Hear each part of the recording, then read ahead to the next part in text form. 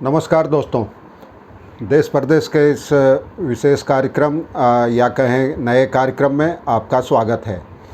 आप जानते हैं देश का पूर्वोत्तर इलाका प्राकृतिक संसाधनों, प्राकृतिक सौंदर्य और जैविक विविधता से भरपूर है, लेकिन बावजूद इसके मुख्यधारा की मीडिया में, प्रिंट में या टीवी चैनलों में इसकी कोई चर्चा नहीं होती और अक्सर यह गलत वजहों से ही सुर्खियां बटोरता है। मसलन अगर कभी किसी उग्रवाद की कोई बड़ी घटना हो तब इसे मुख्यधारा की मीडिया में जगह मिलती है, या फिर बम विस्फोट हो, दूसरी कोई चीज़ हो। मिसाल के तौर पर हाल में आप देख सकते हैं कि जिन 5 राज्यों में चुनाव हुए उनमें पश्चिम बंगाल के अलावा पड़ोसी होने के बावजूद असम के चुनावों को वैसी सुर्खियाँ नहीं मिली जितनी मिलनी चाहिए थी। और कई अन्य मामलों में भी हम ऐसा ही देखते रहे हैं। अगर कोई बड़ा भूकंप आ जाए, प्राकृतिक विपदा आ जाए, उग्रवाद की घटना हो, अपहरण हो, उसी स्थिति में बाकी अखबारों में यहाँ की खबरें मिलती है इस इलाके की। मैंने चूँकि लंबे समय तक इस इलाके में काम किया है और सौभाग्य से एक ऐसे अखबार में था जिसका कोई स्थानीय संस्करण नहीं था, तो दिल्ली में छपती थी खबरें। और बाकी खबरें यहाँ की कई विविधताएं हैं और सांस्कृतिक विविधताएं, भाषाई विविधताएं, धनी विरासत है, लेकिन ऐसी तमाम खबरें स्थानीय अखबारों में या छपकर ही दम तोड़ देती हैं, क्योंकि ज़्यादातर जो बड़े अखबार हैं कथित मुख्यधारा के, उनके भी स्थानीय संस्करण हैं, तो उन्हीं संस्करणों में खबरें छपती है और नतीजा उसका कोई फ़ायदा नहीं होता है।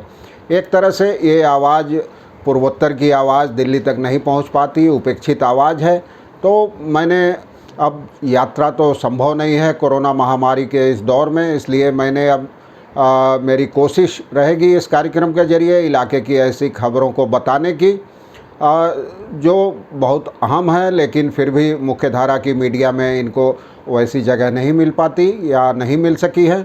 मिसाल के तौर पर मैं आज मणिपुर की एक घटना बताना चाहूँगा, जहाँ एक पत्रकार और एक सामाजिक कार्यकर्ता को महज इसलिए गिरफ्तार कर लिया गया कि उन्होंने अपनी फेसबुक पोस्ट में लिखा था कि गौमूत्र और गोबर कोरोना का इलाज नहीं है और इसका कोई वैज्ञानिक आधार भी नहीं है।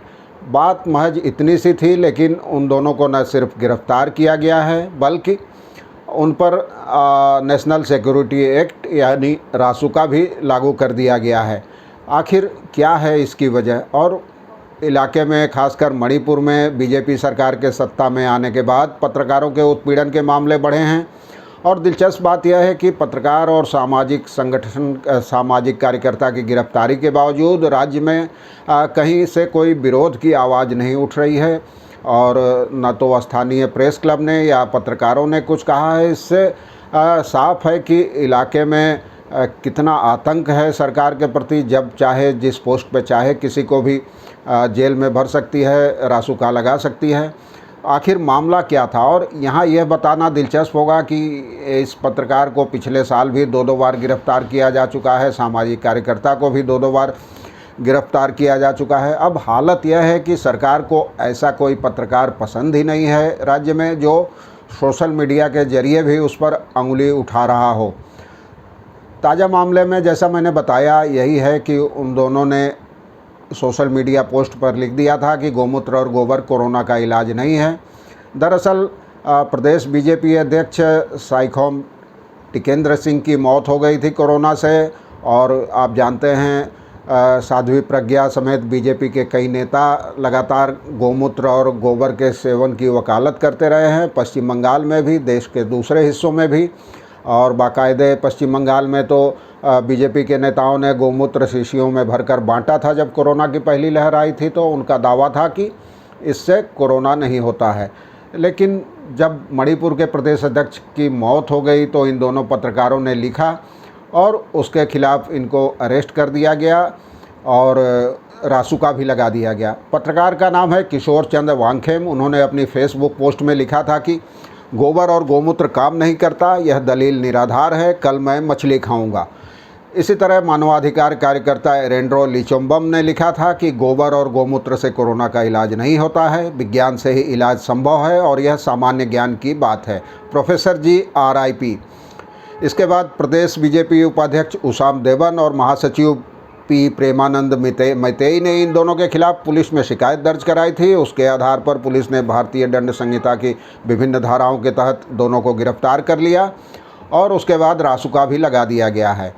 इन दोनों के वकील चोंगथम विक्टर का कहना है कि दोनों को सोशल मीडिया के पोस्ट के लिए गिरफ्तार किया गया है। दरअसल उन्होंने चिकित्सा विज्ञान के आधार पर गाय के गोबर और गोमूत्र के इस्तेमाल पर अपनी बात कही थी और उन दोनों ने अपनी पोस्ट में किसी का नाम भी नहीं लिया था।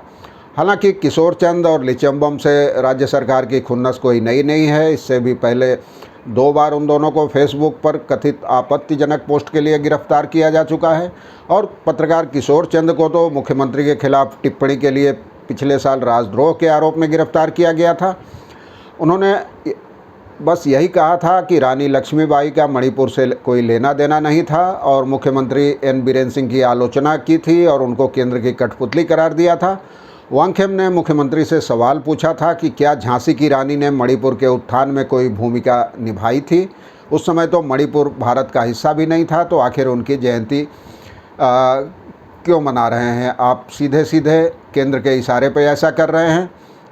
उसके बाद ही उनको देशद्रोह के आरोप में गिरफ्तार किया गया था और लगभग 6 महीने जेल में रहना पड़ा था। मणिपुर हाईकोर्ट के निर्देश के बाद अप्रैल 2019 में वो जेल से रिहा हो सके थे। फिर उसके बाद 6 महीने के भीतर ही एक दूसरी पोस्ट के लिए फेसबुक पर जो पोस्ट डाली थी उसके लिए 29 सितंबर को उनको गिरफ्तार कर लिया गया था। और लिचंबम ने कुछ साल पहले people resurgence and justice alliance नामक एक पार्टी बनाई थी। आप जानते हैं मशहूर सामाजिक कार्यकर्ता इरोम शर्मिला भी उसी पार्टी के टिकट पर चुनाव लड़ी थी।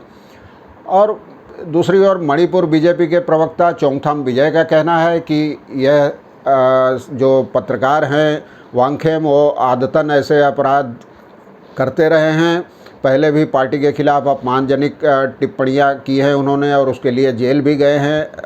उस दौरान भी रासुका लगाया गया था, लेकिन अदालत ने रासुका तो हटा दिया था, फिर भी उनको 6 महीने तक जेल में रहना पड़ा था। दिलचस्प बात यह है कि किशोर चंद्र और लिचंबम की गिरफ्तारी पर स्थानीय पत्रकारों और पत्रकार संगठनों में तो रहस्यमय चुप्पी है, लेकिन इसके खिलाफ देश के कई मानवाधिकार और पत्रकार संगठनों ने आवाज़ उठाई है। कई संगठनों ने तो राष्ट्रीय मानवाधिकार आयोग से भी इस मामले में हस्तक्षेप की अपील की है और मुंबई प्रेस क्लब ने बीते रविवार को अपने एक ट्वीट में इन गिरफ्तारियों की कड़ी निंदा की थी और दोनों को शीघ्र रिहा करने की मांग की थी।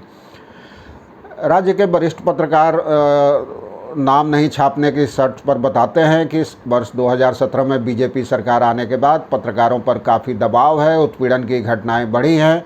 फेसबुक पर कोई पोस्ट लिखना अपराध नहीं है, खासकर जब उसमें किसी के नाम का जिक्र नहीं हो। लोकतंत्र में अपने विचार और अभिव्यक्ति की आज़ादी सबको है, लेकिन इसके लिए रासुका के तहत जेल में भेजना उचित नहीं है। अब एक और पत्रकार हैं, वो पत्रकारों में कितना आतंक है ये समझ में आता है कि कोई अपना नाम नहीं लेना चाहता। एक और वरिष्ठ पत्रकार ने नाम नहीं छापने की शर्त पर कहा है कि बीजेपी के सत्ता में आने के बाद राज्य में पत्रकारों के खिलाफ उत्पीड़न के मामले तेज़ी से बढ़े हैं। कब किस रिपोर्ट या पोस्ट के आधार पर किसको गिरफ्तार कर लिया जाएगा यह कहना मुश्किल है। सरकार अपनी आलोचना बर्दाश्त नहीं कर पाती और उनका यह भी कहना है कि राज्य में जो उत्पीड़न हो रहे हैं इसकी खबरें देश के दूसरे हिस्सों में नहीं पहुंच पाती। नतीजतन यहाँ सरकारों का मनोबल बढ़ता है और जब जिसको चाहे किसी भी बहाने किसी भी मुद्दे पे गिरफ्तार कर लिया जाता है, जेलों में भर लिया जाता है। पूर्वोत्तर के दूसरे राज्यों में भी हाल के वर्षों में पत्रकारों के उत्पीड़न के मामले बढ़े हैं, कई हत्याएँ हुई हैं। त्रिपुरा में भी ऐसे कई मामले हुए हैं, अखबार के दफ्तरों पर हमले हुए हैं, पत्रकारों पर हमले हुए हैं। तो ये सब तमाम चीज़ें हैं पूर्वोत्तर की। मैं कोशिश करूँगा कि अपने इस कार्यक्रम के ज़रिए पूर्वोत्तर से ऐसी खबरें देश के दूसरे हिस्से के लोगों को बताने की कोशिश करूं कि आखिर पूर्वोत्तर में हो क्या रहा है। और इसके अलावा मैं वहाँ की जो पॉजिटिव खबरें हैं वो भी बताता रहूँगा और कई ऐसी अनूठी खबरें इलाके में होती है जिसके बारे में देश के दूसरे हिस्सों के लोगों को पता नहीं चल पाता। मेरी कोशिश रहेगी कि वैसी खबरों को भी आपके सामने लाऊं। अगर मेरा ये कार्यक्रम पसंद आए तो मेरे चैनल को सब्सक्राइब करें, लाइक करें, अपने मित्रों और परिजनों के साथ शेयर भी करें। धन्यवाद, नमस्कार।